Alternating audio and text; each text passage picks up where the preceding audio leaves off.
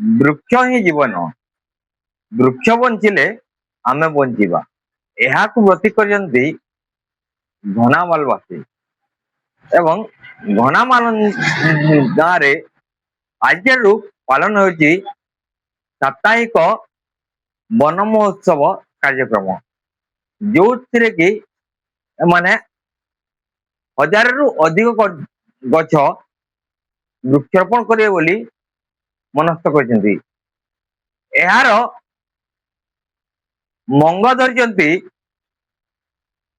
ଘନାମାଲ ହାଇସ୍କୁଲର ଶିକ୍ଷକ ସୁରେନ୍ଦ୍ର କୁମାର ସାହୁ। ଆସନ୍ତୁ ସିଧାସଳଖ ଯିବା ଏବଂ ଯେଉଁମାନେ ଅଛନ୍ତି ସୁରେନ୍ଦ୍ର ସାହୁ ଏବଂ ଏଠିକାର ବହୁ ଜଣ ଆମର ଅଛନ୍ତି ଯିଏକି ବୃକ୍ଷ ପ୍ରେମୀ, ସିଧାସଳଖ ତାଙ୍କରି ପ୍ରତିକ୍ରିୟା ନେବା। କଣ କହୁଛନ୍ତି ଏହାରି ବାବଦରେ ସିଧାସଳଖ ତାଙ୍କଠାରୁ ଶୁଣିବା। ପେଶାରେ ହାଇସ୍କୁଲ ଶିକ୍ଷକ, କିନ୍ତୁ ବୃକ୍ଷରୋପଣ ପାଇଁ ମନ ବଳାଇଲେ କାହିଁ? ପରିବେଶ ଉପରେ জীবজন্তু ଉପରେ ଟିକେ କାମ করবার কে ভাল লাগছে, গছ খড় জগাবার লাগি। তারপরে দিন বড় জিনিস হচ্ছে গান গোটে বঢ়িয়া সপোর্ট মিলছে। মুই যেন গাঁরে রহুছে এই গাঁরে সামূহিক কাম কলে খেলকুদ হো কিবা কেনসিক কাম কলে বহুত বঢ়িয়া সপোর্টଟେ মিলছে। ସେଥିর লাগি ইনো গছ জগালে আর ଟିକେ আগ্রহ লাগলা, ইচ্ছা ଥିଲା মন ভিতরে, কিন্তু মেন পাওয়ার ইনো মিললে মতে মিললা। দীর্ঘ মুই 19 ବର୍ଷ ହେଲା কাম করছে, তো সেটা মতে বহুত এনকরেজ করଉଛି ପିଲାମାନେ ନେଇକିନା। ମୋ ନାଁ ସନାତନ ବାରିକ, ମୁଁ ଘନାମାଲର। ଆଜି ଆମର ଗାଁ ତରଫରୁ ସୁରେନ୍ଦ୍ର ସାହୁ ସାର୍ଙ୍କ ନେତୃତ୍ୱରେ ଆମେ ଗୋଟେ ବୃକ୍ଷରୋପଣ କାର୍ଯ୍ୟକ୍ରମ ରଖିଛୁ 5 ତାରିଖରୁ 8 ତାରିଖ ପର୍ଯ୍ୟନ୍ତ। ଆଉ ନୂଆକଟାରୁ ବଜାର ଯେନ୍ ରାସ୍ତା ଅଛି, ସେ ରାସ୍ତାର ଦୁଇ ପାର୍ଶ୍ୱରେ ବୋଟଲ ପାମ୍ ଆଉ ଦେବଦାରୁ ଗଛ ଲଗା ହେଇଛେ। ଆଗକେ ଖେଲ ପଡ଼ିଆର ସାଇଡ୍ ମାନକୁ ବି ଲଗାବାର ଯୋଜନା ଅଛି।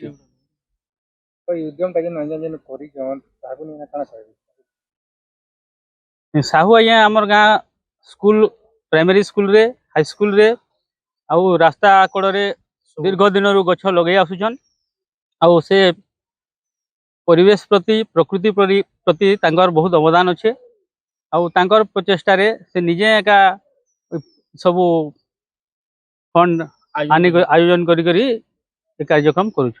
ନକେତନ ସାହୁ, ପରିବେଶ କର୍ମୀ। ବର୍ତ୍ତମାନ ସ୍ଥିତିରେ ଯେନ୍ ଗ୍ଲୋବାଲ ୱାର୍ମିଂ ବଢ଼ି ଚାଲିଛି, ବିଶ୍ୱ ଉତ୍ତାପନ ବଢ଼ି ଚାଲିଛି, ଗଛ ଲଗେଇକରି ସୁରକ୍ଷିତ କରବାର ନିହାତି ଜରୁରୀ है। এই গছ লগাবারটা আগামী পিঢ়িকে সুরক্ষিত রাখবার লাগি প্রয়াস করবা। আজ ঘনামাল গাঁ তরফରୁ সুরেন্দ্র বাবু ও সনাতন বাবুଙ୍କ নেতৃত্ବରେ বৃক্ষରୋପଣ ହେଇଛି। এটা সৌন্দর্যীকরণର লাগি ଓ କିଛି ଗଛଟା ଆମର ସୁରକ୍ଷିତ ରଖବାର ଲାଗି ମୁଁ ଅନୁରୋଧ କରୁଛେ। ସୌନ୍ଦର୍ଯ୍ୟକରଣ ଲାଗି ଏଇଟା କାମ ଦେବା। ଆଉ ଯେନ୍ ଗଛ ଲଗେଇଛନ୍, ଗଛ ଲଗାବାର ସାଙ୍ଗେ ସାଙ୍ଗେ ସଂରକ୍ଷଣ କରବାର ଲାଗି ମୁଇଁ ସନାତନ ବାବୁଙ୍କୁ ଆଉ ସୁରେନ୍ଦ୍ର ବାବୁଙ୍କୁ ତଥା ଗ୍ରାମବାସୀଙ୍କୁ ଅନୁରୋଧ କରୁଛେ।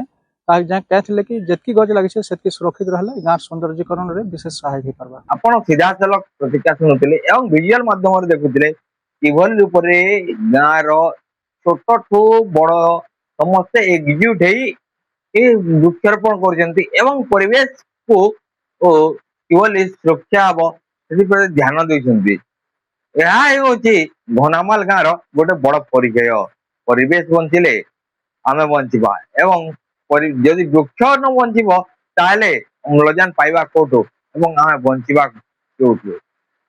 ତ ଯୋଉ ଏଇ ଘନାମାଲ ଗାଁରେ ଯୋଉ ଏଇ ପ୍ରୟାସ ଚାଲିଛି, ଯୋଉ ସାପ୍ତାହିକ ବ୍ୟାପୀ ଏମାନେ ଯୋଉ ବୃକ୍ଷରୋପଣ କାର୍ଯ୍ୟକ୍ରମ କରୁଛନ୍ତି, ତାହା ସଫଳ ହେଉ, ଏହା ହିଁ ବଡ଼ ଖବର ଟିମ୍ ତରଫରୁ ଆମର କାମନା।